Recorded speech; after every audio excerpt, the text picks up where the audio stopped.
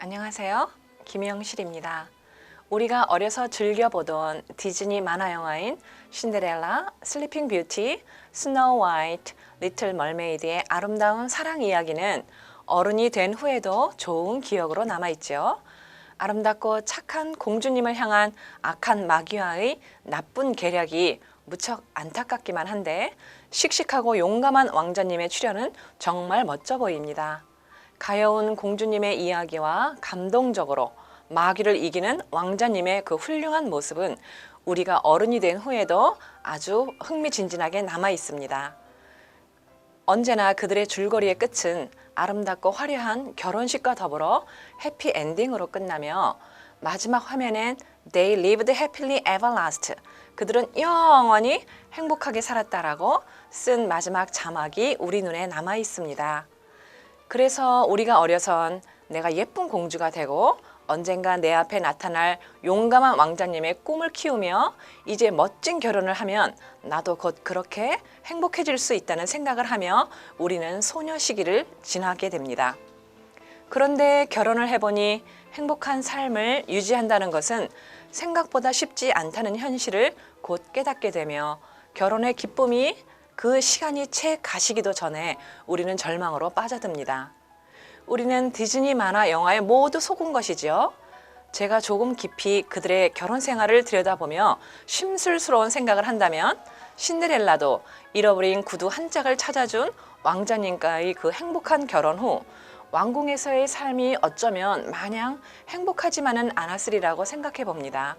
왜냐하면 그녀는 평생 청소만 하던 그런 사람이었기 때문이죠.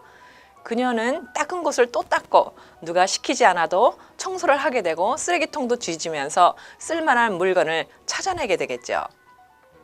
여보, 당신이 이 치약을 버리셨나요? 이걸 가위로 자르면 그 속에 10번은 더 쓸 수 있는데 왜 이걸 버리셨나요? 아깝게.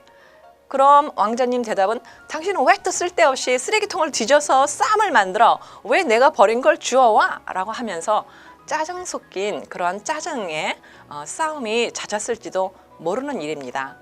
잠자는 공주는 어땠을까요? 밤이나 낮이나 잠을 자면서 왕자님이 들어왔는지 나갔는지도 모르니까 왕자님은 머리가 아프고 화가 많이 났을지도 모릅니다. 그러면 이 장꾸러기 아내야 빨리 일어나지 못해? 하며 부부싸움을 하지 않았을까요? 백설공주는 어땠을까요?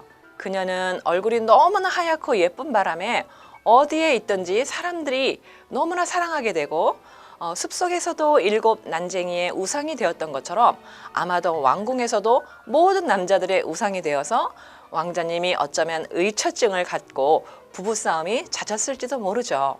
오늘 당신 누구를 만나고 왔어? 이런 말을 했을지도 모르죠. 또한 바다를 고향에 둔 인어공주는 어땠을까요? 제 생각엔 두 사람의 출신 성분이 너무나 다르고 고향이 달라서 틀림없이 문제가 되었으리라고 생각합니다. 인어공주가 임신을 하니 고향인 바닷속의 집이 그리워지고 시시때때로 노을이 지는 그 바닷가에서 부둣가에 앉아서 우울증에 섞여 울기만 하니 왕자님은 또 화가 나고 잔소리에 섞인 그러한 짜증 섞인 부부싸움을 하지 않았을까. 그래서 그녀의 우울증과 섞여 그녀는 마냥 행복하지만은 않았으리라고 생각해 봅니다. 당장 당신 집으로 돌아가 버려. 이런 말들 우리가 부부싸움을 하는 이야기들 중에 들어있지 않을까요? 제가 억지로 이러한 스토리를 만들었지만 저는 이런 일들로 실제 이혼하는 가정들을 보았습니다.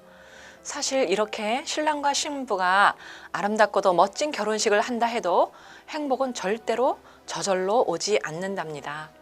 실제로 영국의 다이아나 왕비와 찰스 황태자의 그 세기의 결혼식은 전 세계 사람들의 부러움과 축하와 아름다움, 그런 웅장한 결혼식이었습니다. 유명한 연예인들의 화려한 결혼도 불행으로 마무리 짓는 것을 보면 행복이란 결코 멋진 결혼식과 좋은 다이아몬드 반지와 많은 물질에서 오지 않는다는 것을 우리는 알 수 있습니다. 오늘날 세상에서 제일 행복한 가정이 어느 나라일 것 같습니까? 방글라데시가 아닙니다.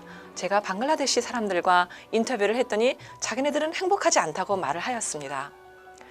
그러나 그 행복한 그 나라는 GNP가 가장 높고 이혼율과 범죄율이 가장 전 세계에서 낮으며 미국의 경제권과 군사권 모든 그러한 것들을 통치하는 유대인이라고 말할 수 있습니다. 유대 청년들은 랍비와 부모님을 통해 결혼이 무엇이며 부부 생활은 어떻게 해야 하는지, 자녀는 어떻게 키우고 어떠한 지식과 기술이 있어야 하는지, 그래서 그것들을 머리와 몸에 잘 습득하게 한 후에 가정을 꾸미게 합니다. 사랑함 혹은 행복함이라는 정의를 어떻게 내릴 수 있을까요?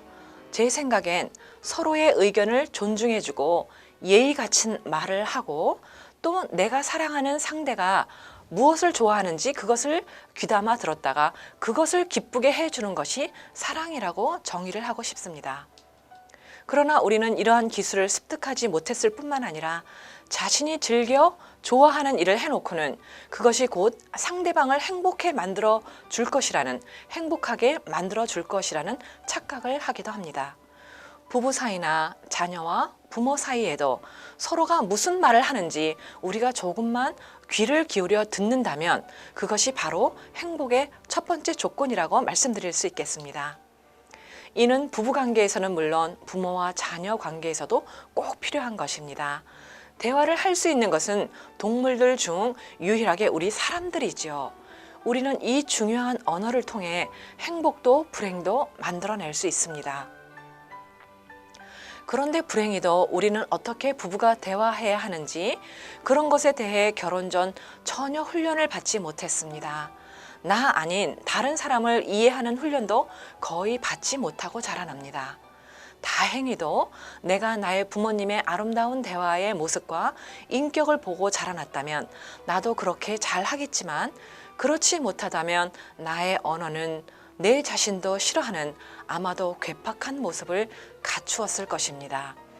그렇다면 어떻게 나의 언어를 잘 훈련할 수 있을까요? 먼저는 내가 평소에 하는 말을 녹음기로 녹음을 하는 방법이 있습니다. 자녀와 혹은 아내와 남편과 서로 하는 대화 내용을 녹음기에 저장한 후 틀어보세요. 제일 쉽게 나의 대화법을 바꾸는 지름길이 될 것입니다. 이를 돕기 위한 여러 가지 좋은 책이 서점에 즐비하게 나와 있지요. 행복한 대화법이라는 것을 인터넷에 검색을 해보면 부부가 어떻게 대화를 하고 자녀와 부모가 어떻게 대화를 해야 하는 그러한 좋은 그런 책들이 많이 나와 있습니다. 우리의 언어를 아름답게 바꾸어줄 여러 가지 책들을 사용하며 지키려고 노력한다면 이는 곧 내 사랑스러운 자녀를 향한 영원한 재산으로 그런 훌륭한 가치를 가질 뿐 아니라 우리 가정을 아름답고 축복된 자리로 옮기는 놀라운 능력을 발휘하게 될 것입니다. 이제 우리 가정은 내가 어렸을 때 가졌던 그 상상대로 공주님과 왕자님의 아름다운 궁궐로 바뀔 것입니다. 여러분들을 축복합니다. 감사합니다.